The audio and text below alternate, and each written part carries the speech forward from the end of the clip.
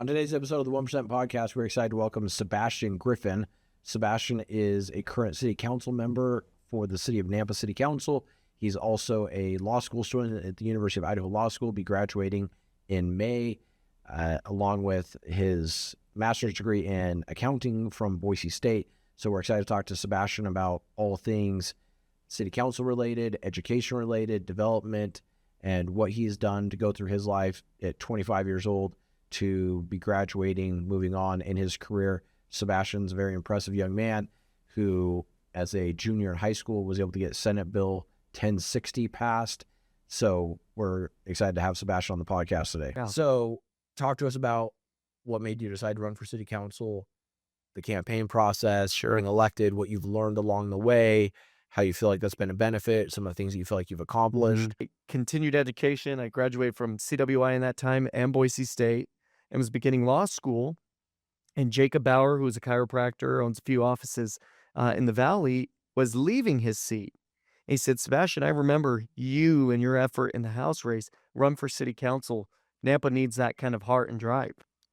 I said, well, I don't think so, but I appreciate the offer. And I just was taken back from what you go through campaigning. You put your heart into something, it still hurts. And I think that's what everybody needs to realize. Nothing comes easy, and nobody's getting off scot-free. You're always going to feel it some way or another getting to that point. Growth happens in uncomfortable places. It's really easy to become a keyboard warrior on Facebook and talk bad about everybody. Until you sit in those seats or actually go and hear why somebody did something that they did, really, it's tough to have an opinion. So that's been very difficult in learning that experience, because I came in hot and heavy at council. There were things that I was a hard no on, and I couldn't understand why other council members or the mayor weren't no's as well, because they campaigned specifically to be a no on that issue. But there's always more to the story. So I always try and keep perspective. They're trying their best with the information that they're given to make Nampa better. And that's where we have to soften our hearts for everybody. I think there's some bad actors and bad apples in this world for sure. I don't think there's any on council. And we're all just trying to go through the process of doing what's best for the community at large. Because we're concerned about farmland, as I am too, but we need to be concerned about Don't mess up that farmland. We need to go Yeah. turn it into high density housing in a couple years. Yeah. Don't touch it, because we want to have 8 to 12 units per acre on that land. That is our pristine land in Nampa. There's not very many water features that God's creating in Nampa, Idaho. Again, we should be creating an area where we drive affluency. Why? Because they're the people that donate to the schools. They're the people that help fund the boosters. They're the people that are going to support the ambulance and the fire district when it comes time to bond or levy.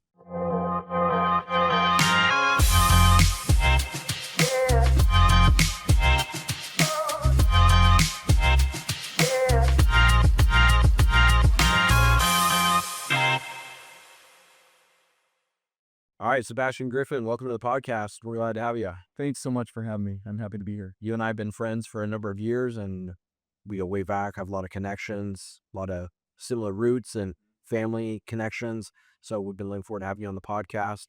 You're someone that I think a lot of people are really interested by and maybe don't know a lot about. So I wanted to give you an opportunity to kind of share about who you are and let people get to know you and who the man, the myth, and the legend is. And so let's just jump in from the beginning. Tell us who Sebastian Griffin is, where you grew up, how you grew up, what your family was like, all that stuff. Yeah, thank you. And I hope there's not too much myth in there, but more of the others. But Sebastian Griffin from Nampa.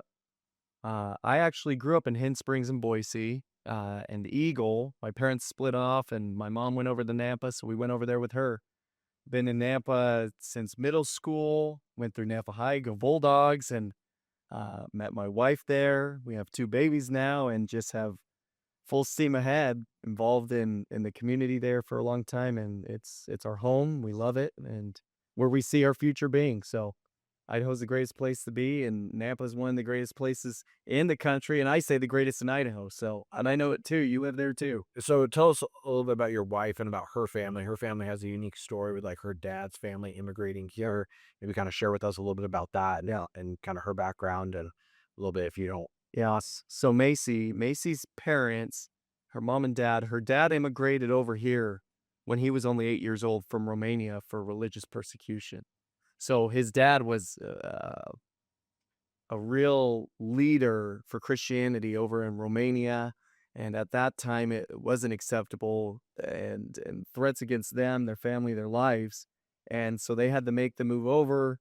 And that's, I think it'd be a unique story even to have Chris over here to tell it. It's mind blowing. But he immigrated over, lived in Chicago in the projects, moved out to Nampa, and then him and Stacy met in Nampa, and now they're generationally here. All the Romanians have come over. We have a whole ton of them in Nampa. We have a lot of great community. I remember being a little kid, and this is right around the time that the Soviet Union dissolves, and we had this massive influx of Romanian kids that moved into my elementary school, and so I grew up with all these kids, and I remember in like first and second grade, just different kids moving in, and they didn't even speak English like at all. No. And so then they kind of had to learn and adapt, but like I grew up with, and it was really natural. Like we didn't know any different, but there were, I don't know, I'd probably say at least a few handfuls of families that I grew up with and knew their kids and still know their kids and their families really well. And I think it's an awesome story.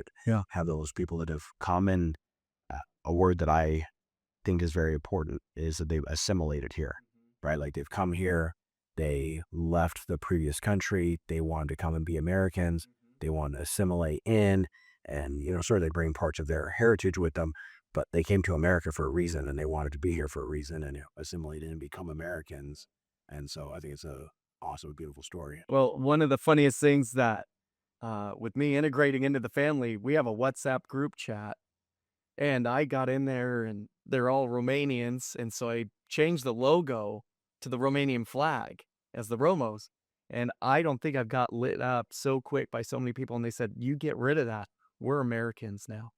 And I think, and that they just run, so they're patriots. If nothing else, I think a word for the Romanians, that might be their heritage, but they love America. They feel blessed to be here, and they're through and through Americans. I remember having a conversation with your brother-in-law, Chris, and he was telling me about memories that he had as a kid, like waiting in line to get flour or to get like a little bit of food and waiting like with his mom and living in a communist country and feeling the oppression of what that actually looked like.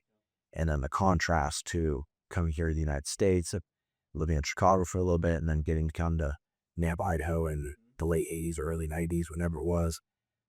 But getting to experience those differences. And I think that having people like that can stand up and can say, like, this is an incredible place. I've lived other places. I've experienced sure things and really appreciate what we have here. I think that too oftentimes people take it for granted and 100%. too quick to want to get rid of it because they don't understand how unique it is.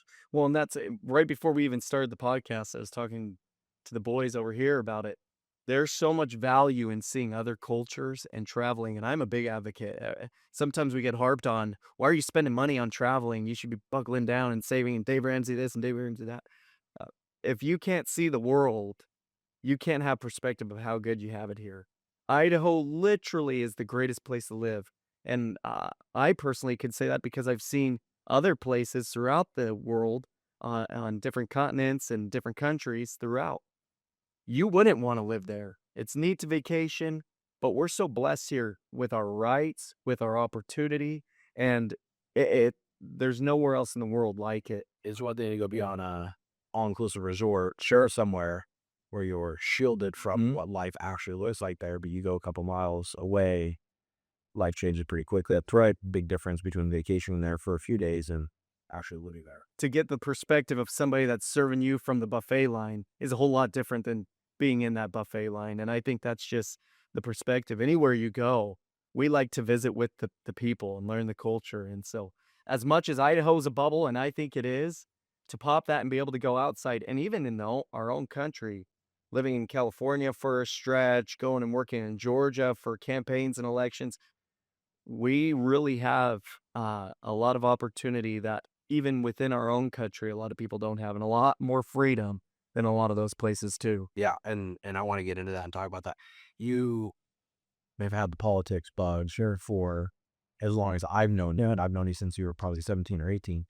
Um, where did that come from? What kind of spawned that in you? Sure, remember where that first started? Is that something you've always kind of had an affinity to? And kind of talk about your progression and the experiences you've had in politics to this point. Yeah, and I think I attribute a lot of my upbringing and my parents. You could not complain. If there was a problem, you go and find a solution. And that helped drive me in my life for sure. But then hearing other people complain and they couldn't find solutions, somebody has to step up to make some change. So the earliest I can remember, I went to West Middle School and I had moved over there in 7th grade. So I started 7th grade at West.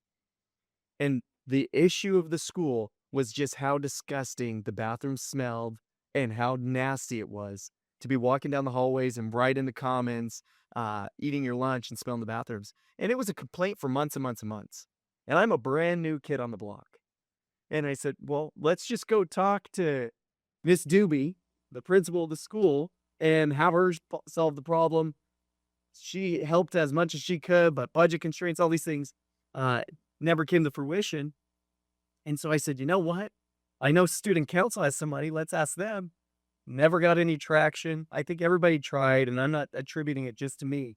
But I ran for student body president of West that same year that I moved over there in March or April were the elections. Won overwhelmingly. And the first thing we did is we went and put air fresheners in the bathroom. People were like, oh my gosh, our lives are changed. And it's so microscopic of the reality. Oh, we really care about this. But little changes make big impacts for people. And that's what I learned early on. If not me, who? Because I'm willing. If somebody else wants to lose sleep over or take the time to do any issue, whether it be housing, whether it be education opportunities, whether it be finding a Scentsy stick to put in the bathroom so it smells a little better in the school, I'm all for somebody else taking the reins. But in the meantime, I'm going to do so to make sure it actually gets done. If not us, then who? And if not now, then when? Right. Yeah. Very cool. So you kind of have that connection to it. Talk to us about the rest of growing up and your involvement in politics. You authored a Senate bill or helped author a Senate bill that was passed, Senate Bill 1060 that passed in 2019, I think it was. Tell us about that. Talk to us about like politics through high school and I think this is kind of where the legend part comes in. And it was awesome. Like I think it's inspiring, and I want kids to look up to something like this to see that no matter how young you are, you can go make changes. You can have an impact. For sure. And it was at that point on, I stayed involved. I was student body president in 8th grade. I was the 9th grade introduction class representative, sophomore year president, a rep junior year, and then senior class president my senior year. And through that time, we had a great little cohort of student leaders at the school. We did all kinds of fun things. It was really a riot. But even outside of the school, politics-wise, there were things I wish were different. Because we were on the Henry Ford conveyor belt of education. Mm-hmm. I'm not that kind of guy. I don't know that I'll ever work a 8 to 5 shift in a factory line because it goes against my existence, I think. And God bless those that are willing to do it because we need them too. But education should be crafted for students individually. There's a system, a box that we can all fall into, but find different means. So when I was a sophomore, I had already racked up probably 60 or 70 absences in school. And they're saying, oh, you're not going to graduate, all these things. And I said, but my grades are maintaining. I'm doing the work, and what I'm doing outside of class is to benefit the school. I'm not just going and pushing drugs on the street. I'm figuring out how we can get more benches out in the common area for students, or planning an assembly, or getting a dance location venue set out. I started the ultimate frisbee team at Nampa and gathering kids from Columbia and Skyview. So we have this tri-city kind of teen cohort. That's what I'm missing class for. Why wouldn't you want to help people do that and bring more to the community than say, you know what? The state's not giving us time for you being in the seat, so we're going to punish you. And it wasn't a bad experience and ultimately worked out. I graduated, thank goodness. But Senate Bill 1060 came about my sophomore year. I said, how do we make a change where if somebody's maintaining their grades, they can still receive credit? And I learned early on, everything's about money. Always. Everything in life's about money. If you don't have money, you're not going anywhere. And if people aren't making money, they're not going anywhere. So the school really cared about butts and seats to be able to pay their teachers, to pay the administrators, to make sure the system worked. I don't fault them for that. You're talking about the way that they receive their funding, yes. State funding, yes. And it changed during COVID, and now it's changed back. It used to be they got paid by seat time, butts and seats attendance, or by course enrollment, and now it's back to seat time. So if you're not in a seat, the school doesn't receive the funds. Neither here or there. I really ultimately came down to, in 1060, how can we do, or somebody receives the knowledge, can test out of it, and show they're ready for college, receive a diploma. That's where it came about. Because I felt in sophomore year, give me a few weeks to study the material and I'll test out of any class. I won't get an A. I was not the smartest kid in the school. I'm not the smartest kid anywhere, in any room. There's 3 of us in here. I'm sure I'm running for 3rd in the smartest in this room. You just look at it as, I want opportunity. And so sophomore year, I got late in the session. They said, no, come back to us junior year. I said, okay, come back junior year with all these ideas. And they said, well, are other students really interested in it? Do a survey monkey. I think I got 300 responses from around the state because I was in leadership. I was hosting parties all the time, clean parties, no drinking, no drugs, no alcohol. Just come dance and meet other students. $5 a head, and we'd get 2,200 students in. It was a riot. So you're making $10,000 on a dance party. That's right. Yeah. It happened. Dalton Briggs was from Eagles. Shout out to Dalton. He gave me the idea. He was doing it for free. And I said, well, capitalism's code of the plan. There's a need. I'm going to see if we can't make some money off of it. But we had these connections, so I'd send it out to the masses. They'd fill it out. I wouldn't necessarily do it to leave school, but to definitely lose the credits. I don't want to have to sit through science if I can pass it. And so it came to fruition. My senior year, I was a page at the legislature, recommended to anybody. You're basically a temp that goes and helps the legislators research or prepare committees or whatever. I went and did that, and I was running my bill the whole time. For 6 weeks, I'm visiting with representatives and senators, a lot of whom are still there. And it's kind of funny seeing them 7, 8 years later, and they're like, wow, that was really neat that you did that. What are you up to now? But it took a lot of work and a lot of revision, and it got amended, and we were going back and forth. And one legislator said, we still hate the schools. You can't put lipstick on a pig because it's still a pig. We want to go even further than what this is trying to do. But ultimately, it passed the Senate. It passed the House with amendments, repassed the Senate, and Governor Little signed it in the law, and I got to go be there for the signing. And it was a really... so explain to those that don't know, what did Senate Bill 1060 define, and what did it give students? So it just provided more opportunities that students that wanted to go above and beyond. So if they were able to meet the criteria of taking the SAT or ACT and testing out, because you couldn't test out like in college, it's called CLEP exams of each individual course. That'd be too difficult to administer. This showed if you took a college readiness course like the SAT or ACT and met the threshold set by the State Board of Education, you would pass and be exempted of your credits, and you would receive an accredited high school diploma, not some stamped alternative diploma, a high school diploma, because you showed that you had enough knowledge to be ready for the real world in terms of college readiness. So then it exempted you from math, English, writing, science, literature, and it opened up pathways. You could go and do a trade. Skyview's got a great dental program. You could go to Nampa and do welding. You could go to Columbia and do their programs over there, automotive, what be it, and focus on that. Or you could leave school at 16 or 17 years old and go to college. And I tried to get it tacked on there that you'd receive a scholarship because you're an outstanding student. That went away, but you still had the opportunity to be exempted from classes and go to school. And so, or you could stay and just do a bunch of electives and be a part of leadership and graduate with your cohort. It provided all those opportunities. And that's just how we have to think of what provides the most opportunities for the most people. I've thought that in school, while in high school, and now I think of it now in practice in the real world.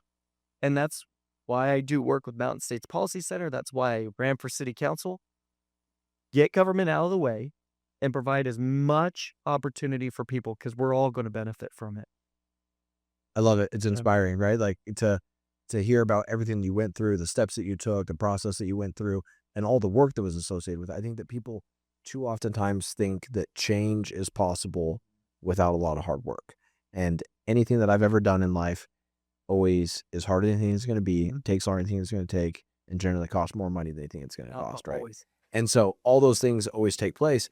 And so you have to be willing to jump over hurdles, to find alternative paths, to work with new people, to go meet new people, to just go do things in a different way to go get things accomplished, right? And instead of running into your first roadblock and saying, well, I didn't know what to do. I emailed the teacher didn't get back to me. I ran into a roadblock. Yeah. The real world is you got to go find solutions. Maybe the person you reached out to isn't going to be the right person. Maybe you're running into a dead end. You got to go find your way through, right? Like there's another hole in the wall somewhere. Always. Right? And so there's another way into the city, as we like to say. There's always another way into the city. So you got to figure out, right? You go to the main gates, they're locked, they're closed, can't get in. Okay, go find another way in. Like there's always going to be another way. And so not taking no for an answer, learning how to work the different paths. I think it's inspiring. Frankly, I think it's one of the best things that young people can learn, because I'm a massive advocate for education, huge advocate for education. But education is not formal education, right? Education is gaining a skill set. What is that skill set you're gaining? Did you learn more by going through the process of getting a Senate bill passed, or would you have learned more by sitting in a high school government class? 100% by getting the bill passed. Process. Yeah. So that real world application is what we should be pushing our students to go and get, right? Is someone going to learn more about running a business by sitting in a business class, listening to a teacher or business professor that's never owned a business, never run a business, never started a business, never sold a business, never scaled a business, than they are going and working or learning or shadowing business owners, right? Going and meeting and networking with people and getting to ask them questions and learning from them. Of course, the answer is you would learn more from actually being in business, right? Real world experience. So how do we take those two things and mirror them together? Right? How do we connect education with real world practical experience? And I think that what you were trying to accomplish and what your Senate bill helps to accomplish is giving students opportunities to go seek real world education. I tell my kids all the time, like, you are the one that is responsible for your own education. As you are a parent, it's my responsibility to help you with your own education. Shepherd that, Yeah. So, like, for example, our oldest son, Cannon, we put together a project for him where he had to go identify and interview 20 different leaders or entrepreneurs that he looked up to, right? So he had to go identify those people. So one day, so this was a summer project that he worked on. He had to identify who those people would be. And then he had to find out contact information for each other. People. And then he had to actually reach out and contact them and try to set up appointments. And he had to work with his schedule and had to work with their schedule. In some cases, he's working with their assistant or whatever. Had to line up a schedule to go interview them. Had to then, line up with me to be able to go get there, right? Like drive them, He had to come up with 20 questions for each of those people. So he had to do research on them, understand, learn about them and their background to the extent possible, and then have 20 thoughtful, insightful, well-prepared questions that he could ask each of them. Go into the interview, ask them for their permission to record the interview, would sit down, talk to them, ask them for advice, asked all of his questions, conversed back and forth the whole time. And then at the end of it, thanked them for their time. Sent them a thank you note afterward. But all the things that he learned through that experience were invaluable. 100%. Right? Like just those skills of learning to connect with people, reaching out to people, doing your homework ahead of time, preparing, learning how to have an adult conversation, learning how to work through and like schedule a through hurdles and, oh, hey, we're going to be out of town this week, or they're going to be gone this time, or I can't get this, or I've got to work something out. Best use of his summer ever, I'm sure. Unbelievable. The next Stephen Covey, seven habits right there. So, you'll learn something like that. And then his next project is starting a business, right? So creating business plans, identifying a handful of different opportunities of things that he could start while he's in high school, that he could build a sustainable business model where he could be running and operating a business while he's in high school. So right. And so those are the types of things that as a parent, I feel like are my responsibility to help guide my kids. Is he getting an education in the process? 100%. He still goes to school, right? He still does all that kind of stuff. But I'm far less concerned that he reads the Diary of Anne Frank than I am about him actually learning to be responsible with his own choices. Sure. I'm, much less concerned about, reading Gulliver's Travels than I am about him actually understanding how to be responsible for his own finances, taking care of himself, taking care of his own family, and, making himself a beneficial and productive member of society. And for some people, reading Gulliver's Travels or reading Animal Farm is their way of educating themselves too. What we need to be advocating for is Cannon can do it his way, and literature nerd, and I don't use that derogatorily, literature nerd can do it their way as well. We shouldn't be hindering and putting everybody in the same box saying, this in society is how it works, and this is what we've got to do. So yeah. We had Debbie Critchfield on here a little while back. She's a riot. She was awesome. She was great. And so we talked a lot about the program that they have implemented in the state to start getting funding to high schools to be able to create unique programs based on the needs and the demand that they see in their local economies. So she shared with us about some schools over in Eastern Idaho. I believe it was Shelley High School that implemented a class on drones because kind of an emerging market in agriculture is utilizing drone technology to go fertilize, to go view fields, to, find issues that they may be having there. So they put together and submitted for funding to put together a class to be able to, buy drones and to be able to, build this course around a need that they see in their industry and their local economy. I think it's amazing. I know that Columbia High School, we actually had Nick Stern, the vice principal at Columbia High School. He was my vice principal at West. So was he? Yeah, he was here that Mr. Stern. Yeah, he was actually here that day.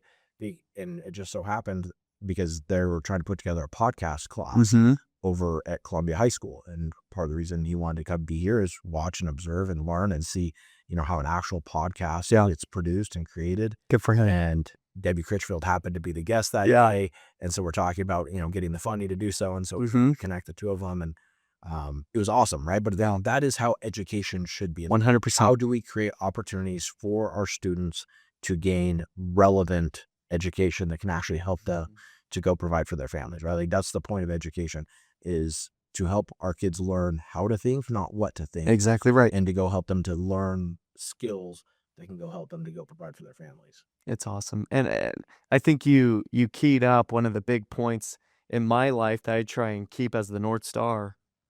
Because some people say, well, you and your wife, and I think my wife's more exceptional than I am, and she's behind the scenes. She's never in front of the camera, and she doesn't want to be. She likes doing it her way.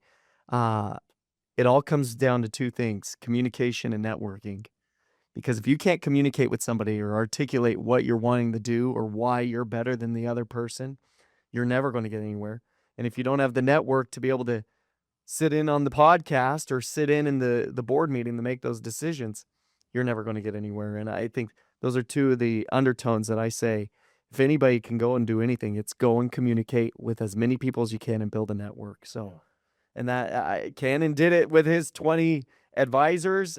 Now Nick Stern has a connection with the State Board of Education through the superintendent of the state. So I think you get paid. Your success in life is largely determined on what you know and on who you know. Right. So go make yourself as educated as possible in whatever that looks like. Yeah. Whatever you want to go gain a skill set and go gain a relevant, valuable skill set. I tell people all the time, go have the target of becoming the best in the world at the thing that you want to do.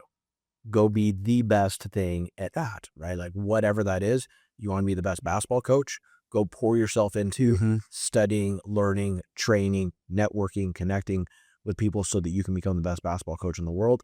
And then the other part of that is you have to have the right connections, the right people go put yourself in the right rooms, go get in the right circles, go volunteer Mhm. somewhere. Force yourselves in those rooms if you have to. Your camp for free. I'll come do this. I'll come be your water boy, be your ball boy. I'll come clip film for you.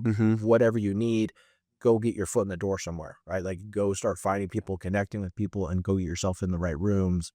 And then you are largely going to be paid, or your success in getting the outcomes that you want are going to be determined on that skill set and on the network and the connections you have. Yeah. To get you there. Well, and you have to be willing. I think that's the big part. And you alluded to it in the very beginning. You said people just expect it. There's this attitude of, oh, I deserve it. No, go and do something for free for a little bit and get your foot in the door. Don't say no to any project. If somebody asks you to take out the trash, go take out the trash, because then they're going to ask you for another task and you make your way. And if that ends up not working out, I'm sure there's 100 other opportunities to do it too. So yeah, we had Todd Craney on here a while back, and he was talking about, like, I was an intern at the White House and I was making people's coffee, right? I was making coffee for people. I was going making copies for people. I was just running, getting people things, doing what they needed me to do. But it got me in the right rooms. Oh, yeah. And got me experience. Todd's a big name now. He's one of the national campaigners now because he started there. Yeah. He met people. He made it happen. So, yep. So I think that's a great lesson to any young people out there. Go get yourself in the right room. No task is below you. If they ask you to go take out the trash, if they ask you to clean the toilets, if they ask you to make them coffee or go make copies of something or whatever it is, don't shy away from those kinds of things. Look for those opportunities, because that's going to connect you with the right people. It's going to get you in the right rooms, and then you're going to learn, right? Like be intentional about learning and observing, watching the way that people interact, listen to them, and you'll be blown away by how many connections you make, the relationships that you can build, how much you can learn just by going and getting yourself in the right room, right? You can sit home and say, oh, I've sent out a message to 200 people and no one's responded back. cold calling them. Did you go show up at their office? Oh. Well, no. Did you go sit outside their office for 4 hours and just wait for them? Did you tell them you'd come clean their office for free, or that you'd clip film for them, or that you'd do a project for free for them, and that you'd make their coffee or take out the trash or be their ball boy or do whatever they needed to be done? Were you willing to go that far? Well, no, I wasn't, right? Like I had this sign hung in my office that said, when you want to win as badly as you want to breathe, then you'll be successful, right? Like if you really want it bad enough, you'll go do whatever it takes. 100%. Just being willing. And I think even with that, and passing Senate Bill 1060, I had somebody just recently this session say, another young person, what can I do to get a bill passed? I said, well, go make relationships before you ever ask him for anything. So all the senators, and I was the Senate page, I was helping do their copies. I was literally taking out their copy trash and shredding individual pages over and over and over again. Because in the Idaho legislature, they don't have staff. They're doing it themselves. So anybody who's willing to help them is then endeared to them. And then I say, by the way, I have a bill that I'm considering. Can I get your feedback? How can you make this better? And then they adapt to it, and now they're keen to it. It's in everything. Because most people that are successful had to do that at some point, and they understand the value and see the value of other people being willing to do it as well. And they want to give those people the opportunity. And so, I think it's a perfect lesson. 100%. I mean, I could not agree more, right? Like I started out young in my career working for a company called Mortensen Construction as an intern for them up in Seattle on a project on Fort Lewis McChord. And one of my big roles was making operations and maintenance manuals. And what that consists of is every subcontractor is sending you all the warranty information about how the sprinkler system works and how the roof shingles went on and how the HVAC system works. And we need to change out a filter where you go and where that's at in the building, and compiling that, right? Hundreds and hundreds of pages. And they needed 8 volumes, 10 volumes, 12 volumes, whatever it was. So I'm making 8 copies of 30 pages at a time. Yeah. That's all the, copy machine could do. The copies front and back, and then hole punching them and putting them in these binders, right? And then by the time it was all said and done, I had like a whole room full of all these binders that I had done for all these different buildings. But there were some skills that were learned in that. Right? I had to be highly organized. Yeah. I'd have all my stuff laid out. I had to go do that one step at a time. I had to do, you couldn't cheat it. You got efficiency down. Yeah. Right. So it's like you're creating systems, but I was just like showing them I was willing to do whatever it took. Yeah. Right. And they knew, okay, hey, Kam's really efficient. He's a really hard worker. He's like nonstop, just like on this the whole time. He's not stopping and looking at his phone and taking 15-minute breaks. He's just on it all day, like getting that done. And it's like, wow, you knocked that out in a quarter of the time that we thought it was going to take. Hey, why don't you go be in charge of this now? Yeah. Why don't you go out and go watch the framers and make sure that they're not missing any screw placements in their, shear wall sheathing. Go make sure that the plumbers are doing this right, doing that right? And you got different responsibilities. You became GC real quick. But it comes by being the guy that was willing to go make the copies and go do whatever needed to be done, right? And I think that story for pretty much everyone takes a slightly different form. But as you said, it's the same thing over and over. Common theme for everyone. You're just willing to go do things that other people aren't willing to go. That's do. right. Right. Yeah. Okay, let's jump into, so you were elected as the youngest city councilman in the history of the city of Nampa, as I understand. That's right. Yeah. Correct? That's what I've been told. Until somebody proves otherwise, the Historical Society said yes, so I'm going with that. Okay. Yeah. So talk to us about what made you decide to run for city council, the campaign process, being elected, what you've learned along the way, how you feel like that's been a benefit, some of the things that you feel like you've accomplished being in there, what you're most proud of, and kind of the issues and opportunities that you see facing the city ahead, and what you're excited about. Well, and I'll start with this because I think a lot of the time in podcasts or in stories, you only get to see the glamour shot. Yeah. You know as well as I did. I didn't just jump right in the city council win, and I've been golden boy since. I ran for the legislature 2 years prior, and it was a 3-way race, and it was super competitive in District 12, an open seat with Jeff Cornelius and Michelle Hamilton, and I ended up losing. I came in third. It was tight margins all the way across, but that's where the story I really think begins. I hustled in that campaign.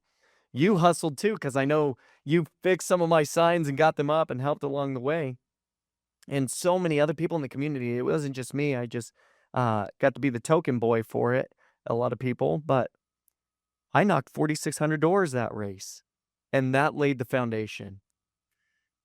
It's not always going to be you're going to be making every shot you make. You're not going to be making all of them. I think Michael Jordan said it. You miss 100% of the shots you don't take.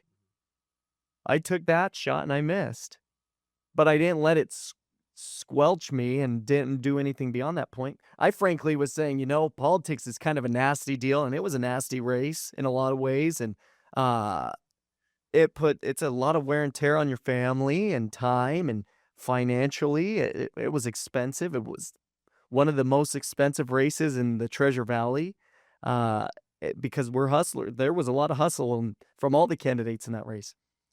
So after that was done, I continued education. I graduated from CWI in that time and Boise State, and was beginning law school. And Jacob Bauer, who is a chiropractor, owns a few offices in the Valley, was leaving his seat. He said, Sebastian, I remember you and your effort in the House race. Run for city council. Nampa needs that kind of heart and drive. I said, well, I don't think so, but I appreciate the offer. And I just was taken back from what you go through campaigning. You put your heart into something, it still hurts. And I think that's what everybody needs to realize. Nothing comes easy, and nobody's getting off scot-free. You're always going to feel it some way or another getting to that point. Growth happens in uncomfortable places. Comfort, no growth is happening. There's the zones, whatever, to say that. So for city council, I ended up deciding to run. Raised $20,000 to $30,000 locally. Didn't take any PAC money or big organization money. Locals like you and others to say, I just want to do this because I have Nampa's interest in mind. I have this for the senior communities in my district.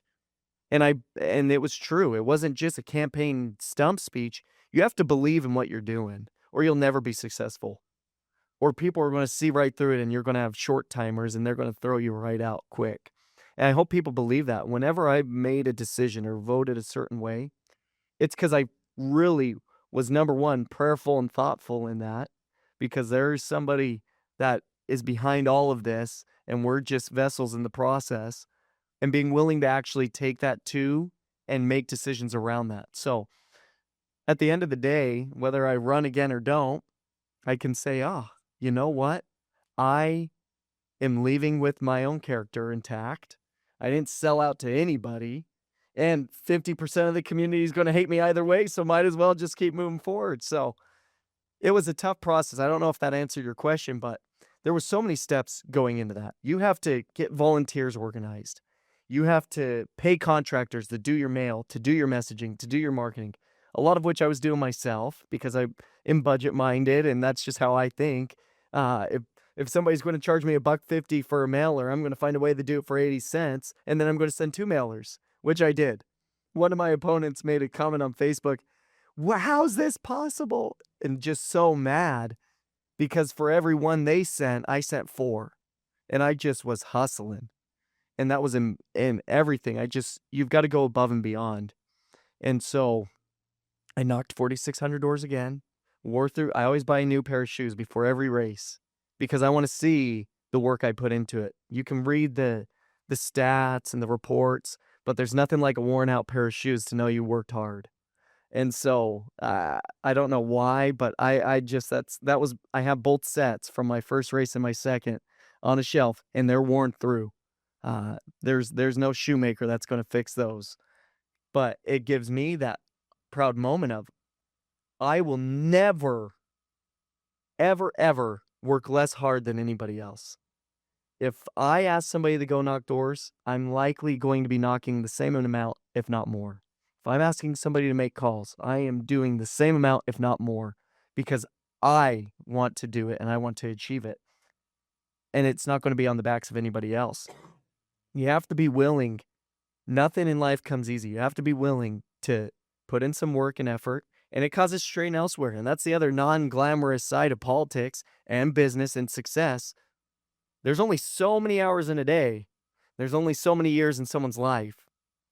When you commit to one thing, it's taken from other, whether it be story time at night with my family, whether it be education, missing a couple classes at school, whether it be a job, an 8 to 5. I could always have done an 8 to 5 and probably made some more consistent money, but I wanted to create opportunity. It all comes from somewhere. So whatever you're doing, commit to it, be passionate about it, and you better hustle and hustle hard to make sure that you accomplish it so it wasn't all for nothing. And ultimately, I ended up getting elected in a 5-way race with 44%. So it was a blowout. Yeah. And there's been highs and lows, but I've loved the opportunity to serve. If nothing else, I love people in Nampa because they're humble and they understand that nothing comes free. And we have a significant poverty population. Those are the ones that are trying to work their hardest to provide for their families, and they're just looking for opportunity. Then you have the middle class, and then there's more affluent people, and it works together. It's not like Eagle. Not everybody's a multimillionaire in Nampa. And there's not very many, I don't think any silver spoons in Nampa. Everybody's working their hardest to get where they're at. It's a lot different than communities, and that's why I love it. People are humble. People are God-fearing in the right way. I don't say that as in like, oh, but they believe in a higher power, and they believe they're here for a reason. And it's a great community to serve. Love it. What are some of the biggest struggles that you feel like you've had to work through or learn, or there's kind of some trials that you have noticed along the way serving in this, some disappointments, heartaches that you felt along the way? And then conversely, what are some of the greatest accomplishments or things that you're most proud of that the council's been able to accomplish or the city's been able to accomplish since you've been in office? Sure. Well, starting with the heartaches, I think everybody has in their mind what's right. Everybody thinks their idea is the best. Everybody thinks their process is the most efficient. Everybody thinks that the people that they spoke to are the most accurate, and that's the truth. That doesn't fly on a council of 6. I know for a fact my opinion is completely different than that of any other council members in the right ways. And we have to come together and make decisions on land use, financially for the city, in negotiations and contracting, in laws that we implement in the city. And we all have our core foundations of what it means to be conservative, because I think we are a very conservative council. But the level of conservative fluctuates pretty significantly, in my opinion. And I'm probably going to make all 5 other council members mad by saying that. I'm not saying who or what. But I think that some people are more conservative about certain issues. Right? Some Absolutely. people are more fiscally conservative. Yep. Some people are maybe more conservative on land use issues. Some people are more Absolutely. conservative in different policies, right? And so I think that Yeah. word can mean different things depending Totally. on the context, right? And I don't mean to trigger people because I love parks. I'm willing to spend money on parks and green space and walkability in Nampa. I love the green belt. I love Boise and the Democrats that live there for one reason. It's because of the green belt, paying for off the backs of Boise citizens so I can go ride it. It's fantastic for me. But and so uh it's the same ideology and mindset in Nampa. What do we care about that we're so focused on that it does bend the word conservative a little bit? It ultimately comes down to we all 5 of us want to make Nampa a better place for us and our kids and our grandkids. All of us. And that's where you have to keep focus and not demonize people and not belittle people. It's really easy to become a keyboard warrior on Facebook and talk bad about everybody until you sit in those seats or actually go and hear why somebody did something that they did. Really, it's tough to have an opinion. So that's been very difficult in learning that experience because I came in hot and heavy at council. There were things that I was a hard no on, and I couldn't understand why other council members or the mayor weren't no's as well because they campaigned specifically to be a no on that issue. But there's always more to the story. So I always try and keep perspective. They're trying their best with the information that they're given to make Nampa better. And that's where we have to soften our hearts for everybody. I think there's some bad actors and bad apples in this world for sure. I don't think there's any on council. And we're all just trying to go through the process of doing what's best for the community at large. So that would be the negative. The positive, and it's every time I drive Flamingo Road, it's so minuscule in the impact that I've had on council, but it changed a whole community's quality of life, and it really is a big deal for me. And it's going to be so lame, like it's this grandiose thing, and it's not. It has to do with stop signs. I went to a potluck in one of the retirement 55 plus communities, and they had me come speak, me and Macy and Wild. Wild's our daughter, our firstborn. We hadn't had Rowdy yet. And we're eating potluck food, and it's just delicious. And the average age was probably 100 in that room. And they just kept going. And they said, Flamingo is a nightmare. We walked that street over by Home Depot and Sushi and the ramen house over there. To go to Home Depot, it was just straight through, no stop sign. So there would only be a stop when you go Casilla. Yeah, running in a Flamingo. Yeah, running in the Flamingo. And they say there'd be accidents multiple times a month. We went and fact-checked that, and it was true. It was a huge accident area, and cars were lined all along the sidewalk because of poor planning. And so people had to park right along the sidewalk all the way abutting to, so there's a blind spot. And these old-timers, and I don't mean that derogatory, but old-timers are walking the street, and somebody get hit, and they'd almost get hit. They said it's just not safe. We're too scared to even walk outside of our community because we don't want to get hit by a car because there's a blind spot. What can you do? I said, I don't know what I can do, but I'm going to find out. I went to the mayor. I went to the chief of staff. I went to the director of transportation. I said, I'm not getting off this horse. I'm going to ride this until something changes. I don't know what yet. I personally think three-way stop sign would be most sufficient there, but maybe it's a little baby roundabout. I love roundabouts. Let's put a baby roundabout in there. We got to do something different. And so for 6 months, I rode it like a pony, just saying, hey, where are we at with this? Where are we at with this? Where are we at with this? And going through the process of bureaucracy, it's just real slow and not to anybody's fault per se. But ultimately, our engineer gave the approval, the director gave the approval, and we had funding allotted already for safe streets. We put in a three-way stop sign. And since then, accidents have plummeted to almost zero. You walk that street, and the seniors are always walking that stretch. They were before, but now I like to believe they feel more safe in doing so. And that's what you can do locally in making a difference. If, number one, they didn't speak up, I would have never known about that. So as their elected official, I went and took that, and I actually used my influence, as limited as it can be at times, to try and help them. And that's the beauty of local government. And I think that's the beauty of being involved, whether it's as a PTA parent, whether it's volunteering at the senior center, whether it's running for governor or the state legislature. Don't forget the little people, and just remember who you serve.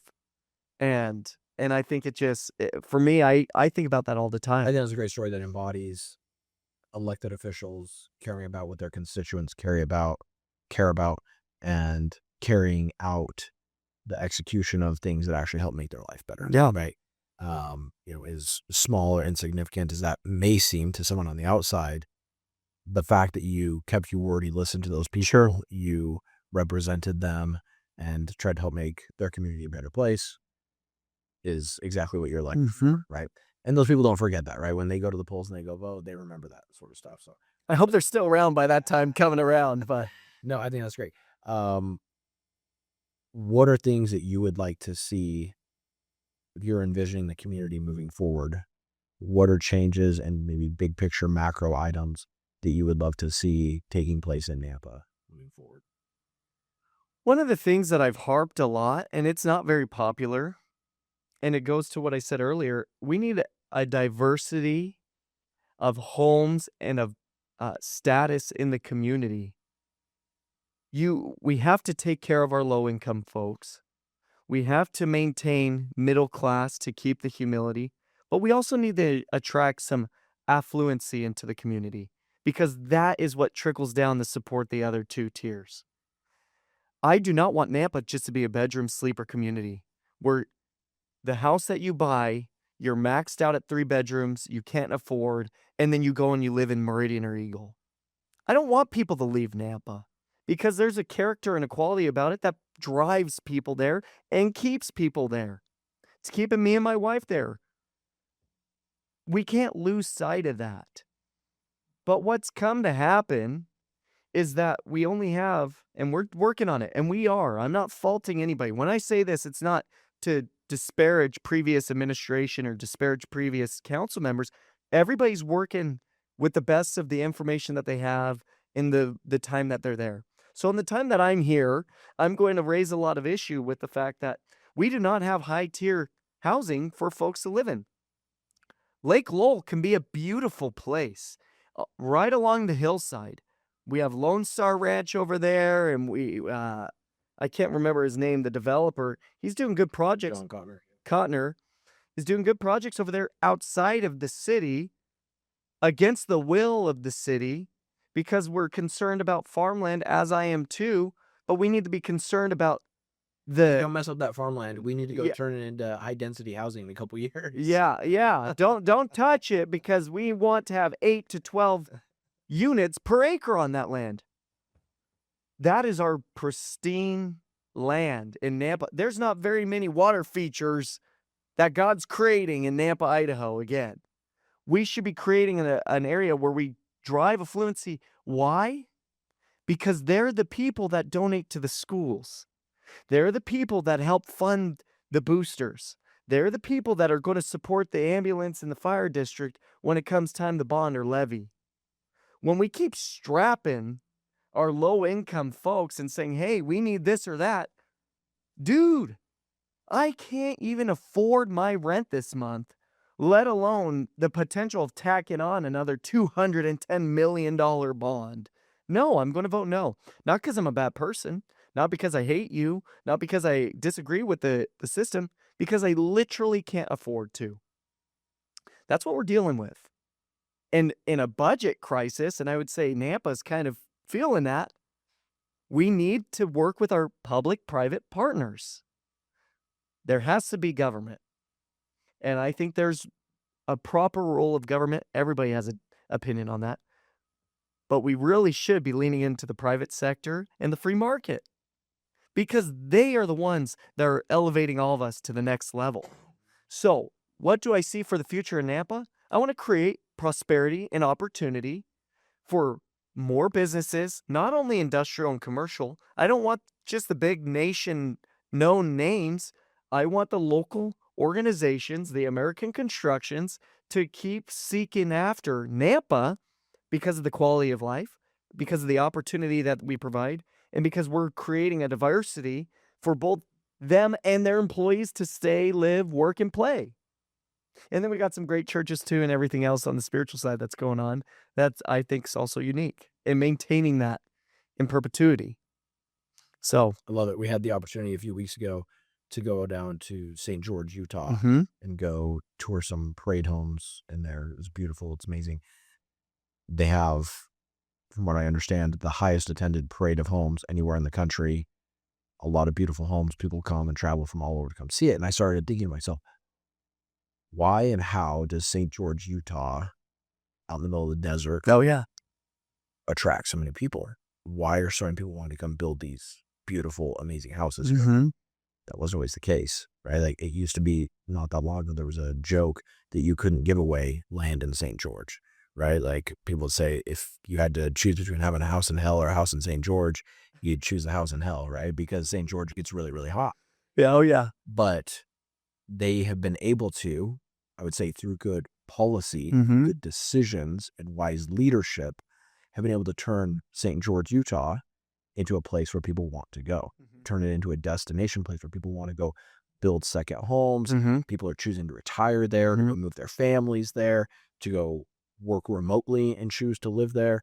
And so they've created a community and environment that is beautiful. Like, you go there and go visit, it's like, this is gorgeous. Yeah. Beautiful schools, well planned out community, easy to get around, and gorgeous homes everywhere you look, right? Like 10, 12, $13 million spec homes being built. And yeah, they'll sell. Yeah. Like, they're going to sell to parade. People show up, they fall in love with it, they want to be here, people buy them. Like, Well, just think of the parade of homes, what that's doing to their economy. totally. To have all these people all over the country just to come and see what it looks like. Yes. And so St. George has transformed itself through good leadership, good policy, good decisions.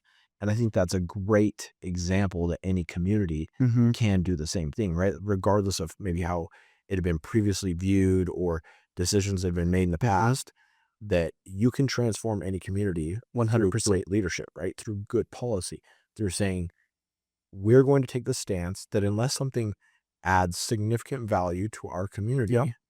we're not going to approve it. That's right. Right? I think that too many communities and councils think, and especially if you view yourself as a conservative, and I'm for landowners' rights. Sure. So therefore, if someone wants to sell their property, they can sell it to whoever and develop it into whatever they want. Yeah. You want to annex into the city, therefore the decision of your land use is going to impact That's the right. city and the other people living there. So you don't just get to do with it whatever you like. So that's kind of the balance in those two things coming together. But the city has a responsibility, rather than to have the view of, okay, we're going to rubber stamp anything coming through unless it is egregious. Yeah. Unless it is so bad that we're going to get a lot of public scrutiny about this, we're just going to plan to approve everything. Planning and zoning, you're just approving everything mindlessly. You're just rubber stamping it. It comes through, everything gets approved. Okay, every once in a while we'll step back and say, could you make a little more improvements, or reduce a couple things, and let's change this a little bit, and then we'll approve it. I think that's a completely different standpoint than taking the approach of saying, we want to better our community. That's right. The only kinds of projects we are going to approve are things that we feel like add a significant value to our community. I use this analogy, another discussion I was having recently. Every place has a unique culture and heritage. And you can only maintain that culture and heritage to the point that the people that are moving there choose to assimilate into that culture and into that heritage. And that has a limiting effect to it, right? There's sort of a funnel that has to take place in that.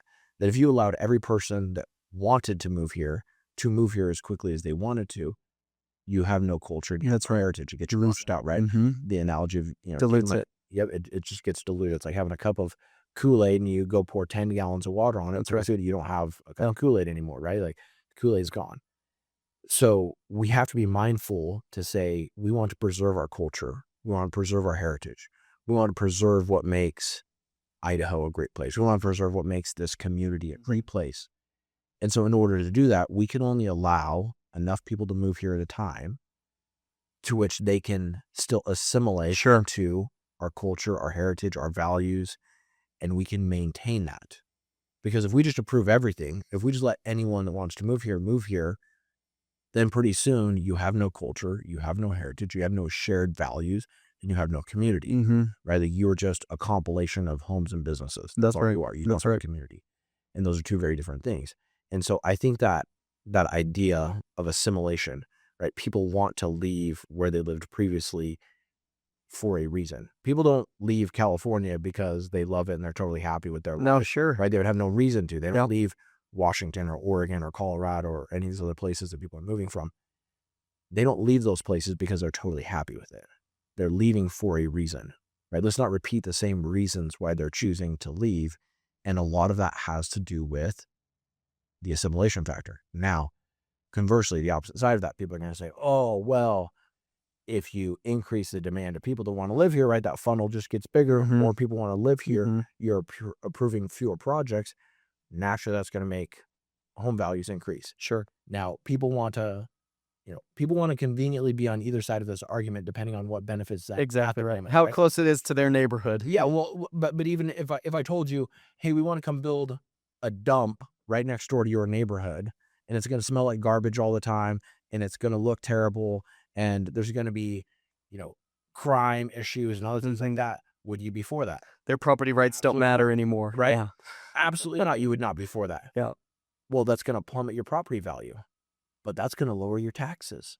So your assessment value is going to lower. So shouldn't you be happy about that? Because you were advocating for, you wanted all this high density development. Yeah. You didn't want housing prices going up. But guess then what happens with it? Your home value drops. So you want your home value to be high when you're at the point when you're looking to sell your home. Exactly right. You want your home value to be low when you're paying taxes on it, right? But the reality is you can't have it both ways. Yep. And I don't know of anyone that ever legitimately looked at the value of their home doubling or tripling in value and honestly said to themselves, this community is being irresponsible because my home values have doubled or tripled or quadrupled, right? In my view, and I think in any intelligent person's view, that is the only way to look at it. That if your value of your property is increasing, your community is making smart decisions. That's right. If the value of your property is decreasing, your community is not making good decisions. Now, being sensitive to the other side of that, oh, well, there's a housing crisis. People like Kam and Sebastian, they don't care about this housing crisis. They don't care about my kids that are trying to, buy their first home. Guess what? I have kids too. My kids are going to be looking to buy homes in the next 5 to 10 years. Guess what I'm doing about it? I'm having my son go identify 20 people that he wants to go network with, connect with, that he looks up to, that he views them as being successful, that they have skills and values and things that he looks up to. He's interviewing those people. He's meeting with them. He's learning from them. I am taking the responsibility of helping my kids develop skill sets where they will be valuable and there will be opportunities. And I'm not insensitive to the fact that housing prices are increasing. But conversely with that, opportunities are increasing at an even greater level. That's right. There are people in our community now that make significantly more money than was possible 10, 15, 20 years ago, right? When I graduated from college in 2010, the idea of being able to live in the Treasure Valley and for someone to be able to make multiple six figures as someone in their 20s was virtually unheard of. Like, you couldn't just get to that point very easily. Now, a lot of people can do that. It's very, very possible. We now have a global economy where people can choose to live where they want to live. They can work remotely. There's an infinite number of opportunities for people to go gain access to, and they can choose to live here. We had some friends that had to move away because there just aren't enough good paying jobs here. It's back in 2012. There just aren't enough good paying jobs here. Worked for Simple, ran their plant out in Caldwell, their brand new big one that they built. There's aren't enough good paying jobs here. So we had to go move across the country to go someplace else in order for him to continue to grow in his career. It's not the case anymore, right? People can live here. There are opportunities for people to live here and to provide well for their family. And so I would say to any young people or any parents or any grandparents that are concerned and would think, they'll go take to Facebook and say, oh, great job, Nampa. You're, stamping or not approving projects that would help lower the cost of housing in our community. If you think that approving a 1,400 home community is actually going to make a dent in the cost of housing, you're lying to yourself. it will not make a single drop in the bucket. Those houses don't all come online at one point. No. They come on one by one. They will not make a fraction of 1% of a change in the median home value in homes in Nampa, Idaho. They won't. No. So if you think that rubber stamping and approving every project is actually going to lower housing costs, you're just not educated on the topic. Okay. The other part of that is that if people will take the responsibility of saying, I'm responsible for gaining a skill set that is valuable in the marketplace. My kids and my grandkids are responsible for gaining a skill set that is valuable in the marketplace. People now more than ever are willing to pay for skill sets. They're willing to pay for people that can make a difference in their lives and their businesses. And so what skill set can I go gain with my individual talents or aptitudes that people are willing to pay for? And you will find that if you're willing to go do the work, like we said earlier, that other people aren't willing to go do, if you're willing to go do that, go put in the time, go put in the effort, go be the guy making the copies or getting people coffee or shredding their papers or doing whatever it takes to work your way up. If you're willing to go do that, you go do it for 10 years. I don't know of anyone that goes and grinds from the time they're 18 until they're 28 that can't afford to buy a house. No. I don't know of anyone. Well, and there's a couple things there. I think just the top of mind for me is you just have to be willing to work hard. And it is unique right now as a 25-year-old who purchased his home at 23, and I started in a hubble, and I started somewhere where maybe I didn't necessarily want to be or dream that I would be at. Sometimes you have to take a slice of humble pie, and I love our home. We love where we're at right now, and we love our community. But it also took a whole lot of work, a whole lot of sleepless nights, and my wife to work as well. And so it's tough in the mentality. This isn't like it was 20 or 30 years ago where mom could stay at home with 2 kids. Mom doesn't have to now. Mom can sell sourdough bread on Facebook Marketplace and make more than dad. Mom can do online marketing. Mom could do this. So, and that's what we had to do. My wife runs a micro school with 8 kids in it. Hybrid method while being mom. And you just have to be willing, I think, is the biggest thing. And you got to work hard. Nothing comes easy. If somebody says, oh, boo-hoo, government, please give me a house. Please give a subsidy. Please give a handout so I can get in a home. No, that's not how it works. And I'm not willing to manipulate the free market to make that happen. Now, what I'm willing to do is sit here with you and say, here are 5 things that I know people are in need of right now, AI being at the top of them, and learning how to integrate systems. And there's so many other things. You can watch Kevin O'Leary. He loves to talk about all that stuff too. But you just have to be willing. It's not how I imagined it would be at 25. Shoot, this journey called life is a lot different than what I imagined. And same for my wife as well, who thought she was going to be a surgeon. I think she thanks God every day that she's not a surgeon. I think there's the glamour of being a surgeon, but she has the flexibility to raise 2 beautiful kids while still working. And of course, nobody wants to work. I think we all want to just kick back in our 10,000 square foot home and say, oh, I made it. That's human nature. Yeah. On the side of development, when I campaigned, it was like my campaign slogan. Every developer, landowner, property investor deserves the right to submit an application, but they're not entitled to an approval, and they don't deserve an approval, and it's not their right to have an approval. We have to be thinking about what's best for Nampa, what's best for Idaho. I loved seeing Mike Moyle start blowing smoke towards Utah's Speaker of the House saying, no, if you want to cut off our power supply, we'll cut off your water supply because we're considering what's best for Idaho. And we've got to negotiate, and we have to strong arm in some positions. Same deal here. I think we need to do a better job of communicating with our developers, saying, what is the next level that we expect? When we just throw a dart at a blank wall and say, it didn't hit, what are we hitting? What are we aiming at? No, I want to see internal parks. I want to see walkability and connection within the community. I don't want to disturb the surrounding neighbors who are still farmers trying to maintain their way of life. And you're sure as heck not going to force them not to. And so if it doesn't work here and now, then it doesn't. If we can find a way to mitigate or remedy those problems, then maybe it might.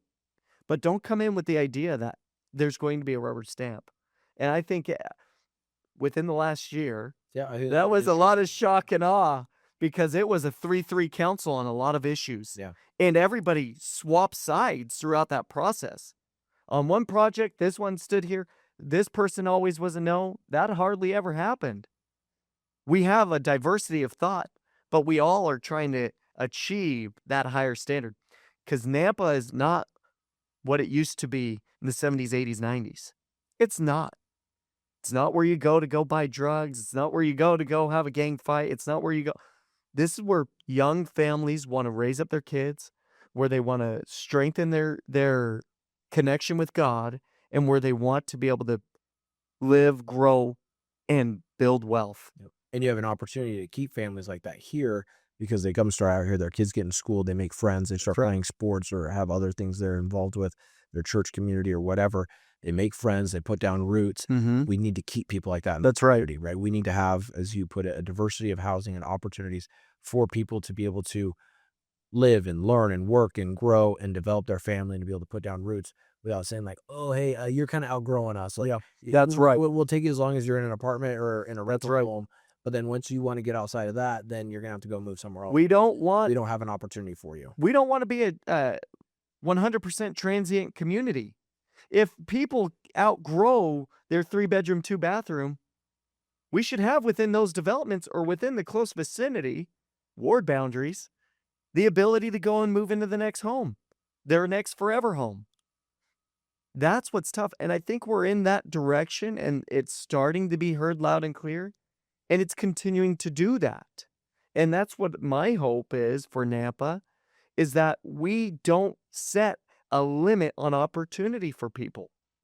When we cap it as, hey, everybody wants to live in a 6,000 square foot lot in a 1,500 square foot home. If they don't want that, Meridian's right across the freeway. No, we want people to stay here, spend money here, and raise family and create culture. And I think what you said is most important. Integrating with their community and planting roots. And when those roots are planted, we don't want to have to uproot them like all the Californians have had to do. I can't imagine what they've gone through. I can't imagine saying goodbye to my family, goodbye to my friends, goodbye to my whole life, just so my kids could have a better life by moving 1,200, 1,500 miles to Nampa, Idaho. My heart goes out to them in a lot of ways. And then I say to them, that's really tough. Now that you're here, plant those roots and don't try and pull everybody else's flowers out to plant what you have going in as well. Yep. You have to integrate. And I think we send mixed signals when we approve things that don't fit with our community, right? When you are intentional about your planning, when you're strategic about maintaining your culture and your principles and values that your community, your heritage of the place, when you're intentional about keeping those things and you approve things that fit in line with that, then you attract those people that want the same sort of. That's right. Right? Like if creates community. If you're really concerned about maintaining your community, you have to plan for and prepare for people to come in that want that same thing. That's right. Right? If we allow developments in communities that are largely owned by multinational corporations that have no connection to the area, it's simply an asset on a ledger for them. They own a lot of these homes and then people come in and pay rent and it goes elsewhere and that's it. You don't have a community. Yeah. Right? Like you have a collection of homes and businesses and that's it. Right? And so we have to be intentional about that because, I mean, I own properties. I'm not opposed to owning properties and having investments, but I am opposed to a large percentage of our community being owned by multinational corporations where the money does not stay here. Right. And if it is going to be, and I just recently had a visit with Corey Barton of CBH Homes. His heart's in it because he lives here and his kids go here and the schools that they participate in and the community that thrives. Don Hubble was a great guy for the community too. Unfortunately, it's now multinational, or fortunately, whatever way you want to look at it. But when we have these applications come forward, we have to say, hey, out-of-towners, or hey, even locals, this is the standard. Can you do it or not? Well, if we do it, it's going to be passed on to the home and it's going to make it a little. I understand that $5,000 might be a deal breaker for some people, but I think we're willing to sacrifice an extra $5,000 tacked on top to make sure that the essence of the community and the character stays intact, and that we are able to maintain a space that people love to be in. Yeah. So, Yeah. Well, my AI assistant helped me pull together some facts and figures based on Nampa's current land designations and densities. With infill projects only, Nampa could virtually double its population in only doing infill projects, right? There's enough, and what we mean by infill projects are pieces of land that are completely developed around that are already within city limits, but that particular parcel isn't part of the city limits itself. By just prioritizing projects like that, Nampa could more than double its population. Right? yeah, And so for people to allege that, oh, hey, the only way to grow is that we have to go take out farm ground, we only have to grow out, that's the only way we can grow, is completely untrue and not based in fact, right? The reality is that cities can grow by prioritizing enclave and infill projects, and that there's great opportunities to be able to do so. In a lot of ways, there are lower costs associated with that, but it may not be as easy to construct. It may not be as, clean, but there's a lot of opportunity there. And so communities prioritizing projects like that, and then using, I'll say, the periphery around the city for the type of development that we're talking about absolutely. is really the way to go, and frankly, the way that I see the community, and will be continued to influence, the way that I see the community being developed. So, no, I appreciate you being here and sharing your thoughts on that. A couple things I do want to hit on really quickly before we let you go. I think it's important to know, and would like to hear a little bit about your accomplishments. I understand you're graduating in May with your Juris Doctorate degree. So congratulations. And master's in accounting. And a master's in accounting, right? So talk to us a little bit about that and what you've learned and what that's taught you along the way of handling all these demands of being a husband, a father, working, providing for your family, serving on the city council, and, going to school and obtaining a valuable skill set. Yeah. I think the first thing I attribute it to is my wife. I think you can't do anything without good partnership. And she's been so supportive and helping me manage. And I tell her often, I drop a lot of pieces along the way, and she's right there to help me pick them up and help gather them, in addition to what she's doing. So I think it's just, I attribute to Charlie Kirk in a lot of ways. Get married, have babies, and live a prosperous life. There's a lot of wisdom to that, in the sense that that's why we're here, in my opinion. God had a plan for all of us, and the biggest part of that plan was having kids and families. And if you don't or aren't, that's fine. I'm not saying you have to, or it's all in different timing. But for me and my success, it's been able to have a good spouse, girlfriend, whatever you want to call it, to help keep me on that path. So undergrad was 4 years, law school was 3 years. 1 year in the law school, I said, I never want to go back to school. Let me get my master's in accounting and taxation while I'm here too. Did it concurrently, so I'll be graduating from Boise State on May 8th, and then U of I Law School on May 18th, and hopefully putting a big bow on that gift and shipping it to China, because I do not want to go back. It has been a lot, and I think earlier I stated it, and it's true. It hasn't been without sacrifice. I have missed a lot of time at home, especially on Monday nights for city council, or Tuesdays and Thursdays for a late night class, or a meeting to network for the next project or the next bid or the next campaign. And you just have to be able to, number one, have unity in thought. What's our next goal? How can we accomplish that? And what are we willing to sacrifice to do it? Law school was a big part of that. 3 years, and I don't know what the average cost is, but probably $100,000 per student is a big sacrifice financially and of time. But to set yourself apart, to have 50 years of prosperity, it's an investment.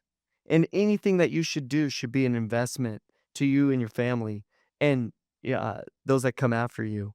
We shouldn't all just be so selfish and thinking, oh man, I can't wait till I get to 56. No, I can't wait till I'm 106 and my great grandkids have systems in places where they can work hard and have accomplishments too. And maybe we'll help them in education or whatever it be. So yeah, that's a big accomplishment. I cannot wait to be done. It's been a juggle. It's been a struggle. I'm late to a lot of appointments because of it, because they're back to back to back to back to back. I'm running from here and going straight to class. So I'm still have my commitments, but still trying to make time for everything else. I put my baby down right before coming here. And so I think it's having balance with all those things. Take care and keep close to your heart the tender moments that you get to have, the quiet, tender moments, and then hustle on all the other times. Sprint as fast as you can, because this race called life isn't forever, and we don't know where the finish line is. So you better be running and hustling and moving fast, going through those motions, because it could come up on you at any point. I love it. No, that's really sound advice. A couple things I just want to hit on really quick and we'll let you go. I think for communities viewing their future the same way that you just stated about how you viewed yours, we're going to make an investment into things that we feel like are going to have a long-term payoff for us. So that may mean that you need to spend, in your case, $100,000 now on law school. That may mean that a community needs to spend and invest things on greenbelts, parks, races, things that make the community a better place for the long-term benefit and value that that is going to do to attract people, businesses, to want to come and live and work and be part of their community. So I think that, the difference between spending money and investing money is very real. That's right. People don't always view that when they see government entity spending money. They view it as spending rather than investing in something that's worthwhile. So I think that's one point. The other point that I would hit with that is what you just shared for young people is invaluable, right? For anyone listening to this, like that is a great example. And that is the reality of what you have to do and what you have to live with. Like you get a 10-year period of time to go set yourself apart from everyone else. That's what you get. You get 10 years. You get from the time you're 18 till you're 20. Let's even call it from 18 to 30. You get that period of time to go separate yourself from everyone else. Not to say that people can't go accomplish great things later in life, and almost millionaires remain in their 60s, and the average age of a billionaire is 72. All of that work happens. The foundation that is laid, the decade of decisions from 18 to 30, you're making the decisions that can go set you apart. You should be working multiple jobs. Oh, yeah. You should be going to school. You should be gaining some sort of an education. I don't care what that school is. That school could be a school of hard knocks. That school could be, a trade or some sort of skill, but you're learning, you're gaining, you're working, you're growing, you're grinding, you're running. Like you are burning the candle at both ends, but that is what will separate you from other people for the rest of your life. Go invest in yourself, go invest in your skill set, go meet as many new people as you can, go participate in as many things as you can, because you have young kids, much like I did. I went back to graduate school a couple years after I graduated my undergrad, and it was like a lot of late nights. I'm working 50 to 60 hours a week, doing 50 to 60 hours of school on top of it, like sleeping 4 to 5 hours a night, and I was exhausted all the time, right? I had 2 little kids at the start. My third daughter, Collins, was born while I was in school, and it was a massive sacrifice of time, of money, all those things, but it was an investment into my future, and it was an investment that's paid back many, many, many times over. And I couldn't go do it again at this point in my life, but I'm so grateful that I did it at the time. And I'm so grateful for what I learned in that process, learning how to prioritize, learning how to structure, learning how to be accountable with every second, every minute of my day, and maximizing that efficiency. I think that that's one of the greatest skills that you can learn. And if you can go learn how to go do that from 18 to 30, you're going to set yourself apart for the rest of your life. So I think you're a great example of that, Sebastian. We're grateful to have you. Thank you for your time and being here. No, I'm so grateful to be here, and I think we could talk for hours on all of things. One last thing that I just like to hit is surround yourself by good people that want to build you up. I think that's one key component to all these things too. You are who you hang out with. If you're around people with limited mindset, it's going to be inherent that you're going to have a limited mindset. So surround yourself, and it could be a small little pod or it could be a big cohort of people that also want to see you succeed and you want to see others succeed, because a rising tide raises all ships. And I think it's tough to find. It's almost impossible to find. I'll say that. It really is tough to find a good network, but those people, they're lifers. Those are the ones that you want to have in your corner, because you can't do it alone. I think more than anything else, all the things that I can attribute to success internally have only happened because of the external factors helping influence me. So find good influences. I love it. It's so important. Well, and I'll just take an opportunity to plug We're going to be hosting our first business mastermind here in April. Oh, great. Exactly, targeted at that very thing, creating an opportunity for young entrepreneurs. Young can be any age, for anyone that owns a business, wanting to buy a business, to sell a business, scale a business. If you're interested in your personal development, growth, or growing your business, we're going to have a networking event. Stay tuned for it. Dates, times, locations, all that info is going to be coming out on social media in the next couple of days. But we're going to be hosting that. We're going to be hosting these regularly moving forward. But come be part of a community, rub shoulders with other people that are wanting the same things, that are thinking the same things. And you're going to be able to come and ask questions to myself and other people that we've had on the podcast, and to be able to learn how to grow, develop, move to the next phase of your life and your career. So Yeah. I couldn't agree more with everything you said. So we're trying to give opportunities for people to. Well, I think learn it's that. great. So Can't wait to attend. love it. Yeah. Okay. Thank you. Thanks.